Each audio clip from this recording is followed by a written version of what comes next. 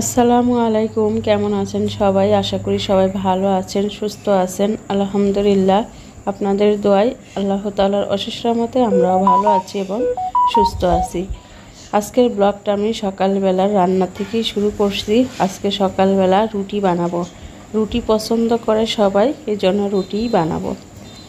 আলহামদুলিল্লাহ, আমার রুটি ভাজা হয়ে গেছে, আর ওদিকে ভাজি করাও হয়ে গেছে। আলু ভাজি আর রুটি সকালবেলার নাস্তা। এখনও আপনার ভাইয়া ঘুম থেকে উঠি নাই, আমি এই ফাঁকে কবুতর খাবার দিয়ে আসি। তো চলে আসছি ছাদে। ছাদে অনেক বাতাস, গার কাপড় চোপড় উড়ে চলে যাচ্ছে। যেমনি রোদ সেমনি বাতাস। তো আপনার ভাইয়াকে ডেকে রেখে আসলাম, ও হলো ফ্রেশ হচ্ছে। আর তাহিদ গেছে স্কুলে, তাহিদ স্কুলে পরীক্ষা দিতে গেছে। তো রান্নাবাড়া শেষ করে ভাবলাম যে কবুতরগুলোকে খাবার দিয়ে যাই। আজকে কবুতরের বেশি খাবার নাই, আমি খাবার রেখে বাড়িতে গেছি। বেশি না, অল্পই খাবার রেখে গেছিলাম। এদিকে খাওয়াইছে, খাবার একদম শেষ হয়ে গেছে। এতগুলা কবুতরের অনেক খাবার লাগে।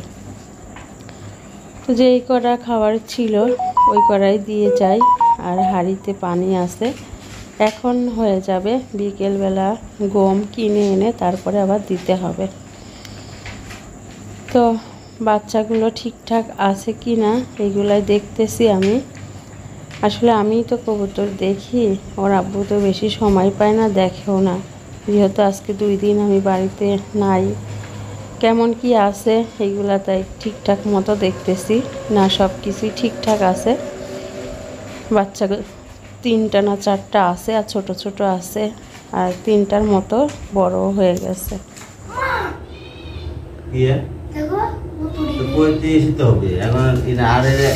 তাপমাত্রা দেখি লাভ নাই। এরা ছোট রুটি, ওরা রুটি বানাতে বানাতে আটা অল্প হয়ে গেছে, তখন ছোট রুটি বানাইছি। অনেকদিন পরে একটা খাবার পেলাম। এই আমি এটা খাবো, আমি আমি আমি তুমি খাও না আমি খাবো? আমি খাবো। হ্যাঁ, আমি খাবার তাই খাবে। পান্তা ভাতের আবার মরিচ, কাঁচা মরিচ, পেঁয়াজ আনছি, লবণ আনছি। পান্তা ভাত খাবো আমি, আর আপনার ভাইয়ের জন্য এটাই খাবার। ঠিক, আমি খাবো, খাবো আর ঘুম পারবো। যে খাবারটা, এই খাবারটা আমরা অনেকদিন পরে পাইছি। এই খাবারটা আমি খাবো আর তোমরা পরে খাবে। হ্যাঁ, আমি আর তাহিদ খাবো। তোমার জন্য রুটি বানাইছি, রুটি আলু ভাজি। রুটি খেলাম, রুটি আর আলু ভাজি আপনার ভাইয়ের জন্য, আর আমার জন্য হলো পান্তা ভাত, কাঁচা মরিচ, কাঁচা পেঁয়াজ, লবণ দিয়ে চটকায়ে মাখায় খেতে অনেক মজা লাগে। আপনার আপা তাই তোমার পরীক্ষা কেমন হলো? রুটি বানাই না ফেল, এই কাজ অনেকদিন পর, আর কদিন পর রুটি বানাইলাম। ও ঈদের দিন বানাইছে, আর বানাই ঈদের রুটি বানাইছে আর বানাই নাই। আমার অত বানাতে ইচ্ছা করে না।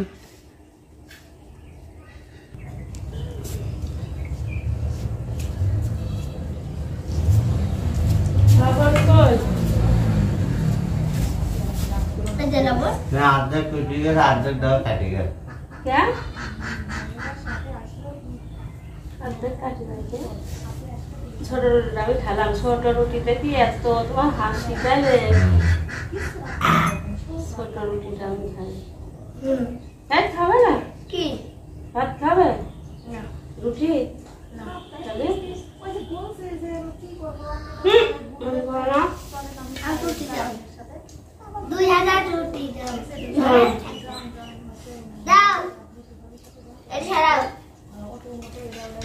মজা হয় না? দেখছো দাও।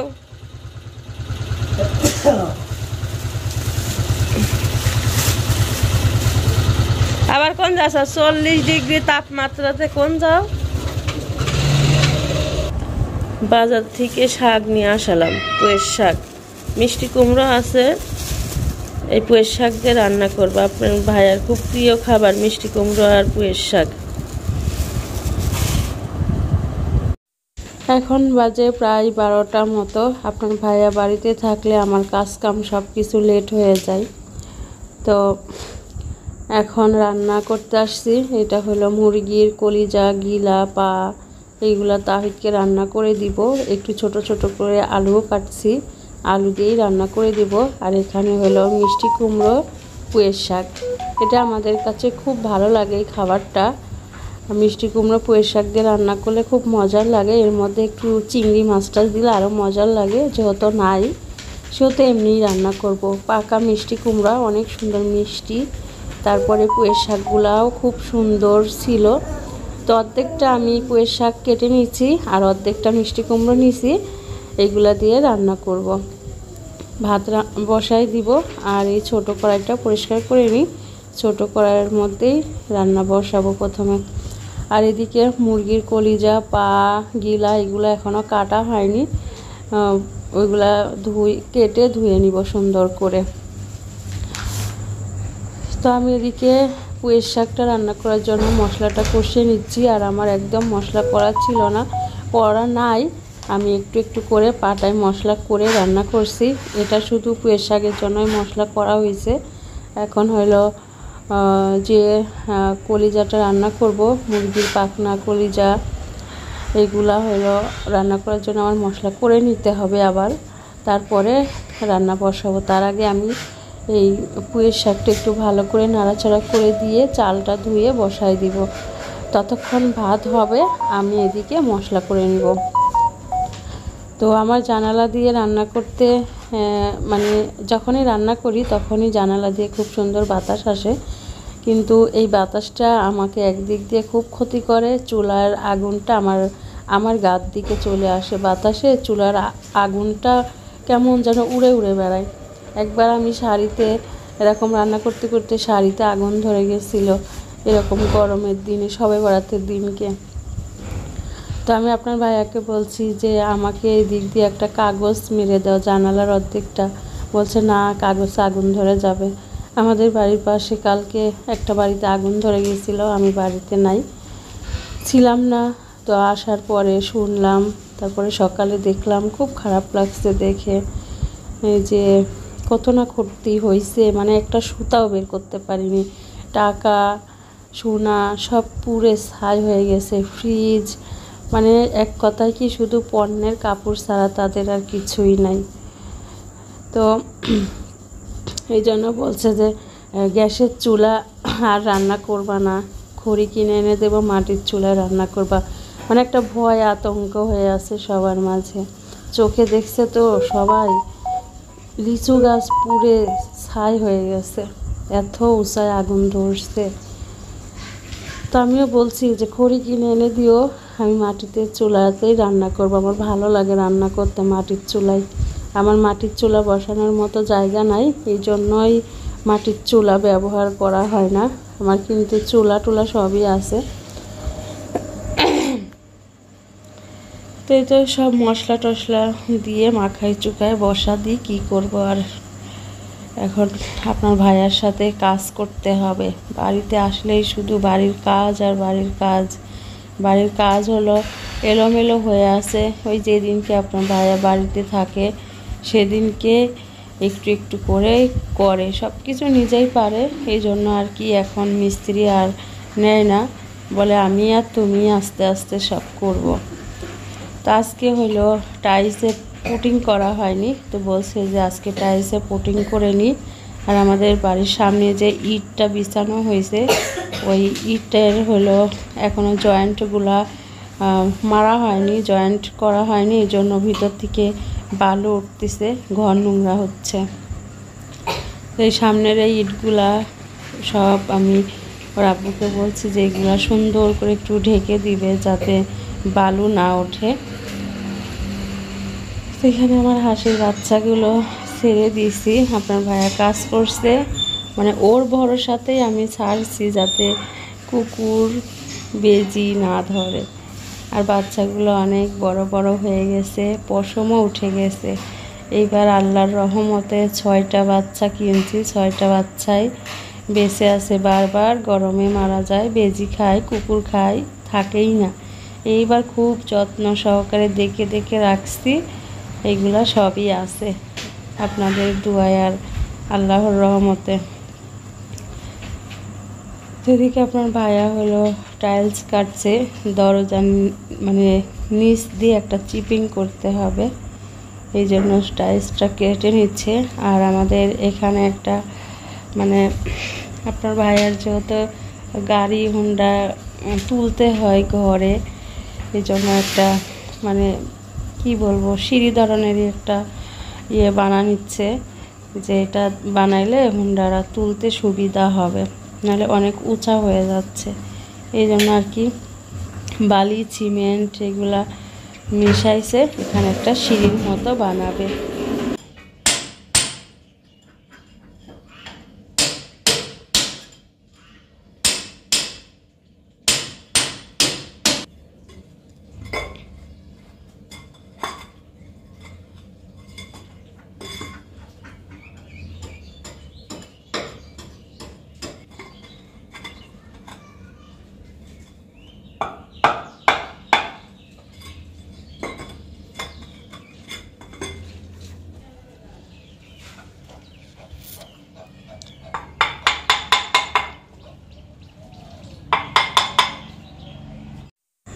আলহামদুলিল্লাহ আমার রান্না বাড়া হয়ে গেছে। তো রান্নাটা একটু শেয়ার করি। আর আমার খুব ক্ষুধা লাগছে। আমাদের হলো এখনও কিন্তু গোসল করিনি আমরা, যেহেতু বাড়িতে কাজ করব, সিমেন্ট বালুর কাজ করব। আর ট্যাঙ্কির পানি মনে হচ্ছে যে একেবারে গরম পানি, এত গরম। তো ভাবছি যে পরেই গোসল করব। তো এটা হলো খিচুড়ি ভাত, আমার শাশুড়ি আমাকে দিয়েছে সকালবেলা, আমি খাওয়ারই টাইম পাইনি। তো ভাবলাম যে একটু এই তরকারিটা দিয়ে খাই। আর মানে মিষ্টি কুমড়োর তরকারিটা এত মজার হয়েছে, আর এত সুন্দর দেখতে, যেরকম সুন্দর হয়েছে খেতেও কিন্তু সেরকমটাই সুন্দর হয়েছে। তো আমি এখন আর মিষ্টি কুমড়োর তরকারি খাবোই না, খিচুড়ি ভাতটুকু এই মানে মুরগি যে কলিজা পা পাখনা রান্না করলাম এটা দিয়েই ভাতটুকু খাবো, এটাই আমার দুপুরের খাবার হয়ে যাবে। তো এখন আপনার ভাইয়া কাজ করছে, ও আর খাবে না, ও কাজ পাগল। ও যখন কাজ করে তখন খায় না, সারাদিন চলে যায় খায় না, কাজ করতেই থাকে কাজ করতেই থাকে। তো ভাবলাম যে আমি একা একা বসে বসে খেয়ে নিই। আর তাওহিদ গেছে প্রাইভেট পড়তে, ওর পরীক্ষা শুরু হয়ে গেছে, প্রথম সাময়িক পরীক্ষা হচ্ছে। তো 2টা হয়ে গেছে, কালকে 3টা হবে। তাহিদ গেছে প্রাইভেট পড়তে। তাহিদ সকালবেলা রুটি খাইছে, আর পড়তে যাওয়ার আগেও রুটি খাইছে। ওরা রুটি খুব পছন্দ করে, আমার অত ভালো লাগে না। তো ঠিক আছে, আমি ভাতটা খেয়ে নিই। আপনাদের সামনে আমি ভাত খাচ্ছি, আসলে আমার নিজের কাছে লজ্জা লাগছে, আমার কোনো মানুষের সামনে আমি ভাত খেতে পারি না।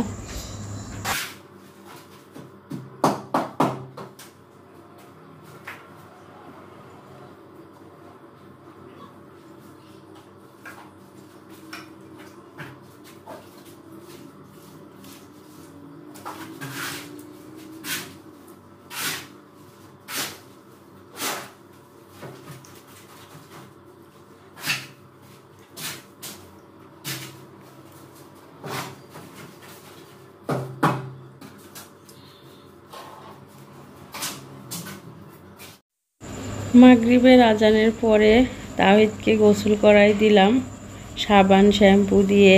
আমি নিজে গোসল করলাম, আপনার ভাইয়া তো কাজ করেই যাচ্ছে। তাওহিদ যেহেতু দুপুরে ভাত খায়নি, এখন ওর গোসল করার পরে খিদা লাগছে, তো ওকে ভাত দিছি।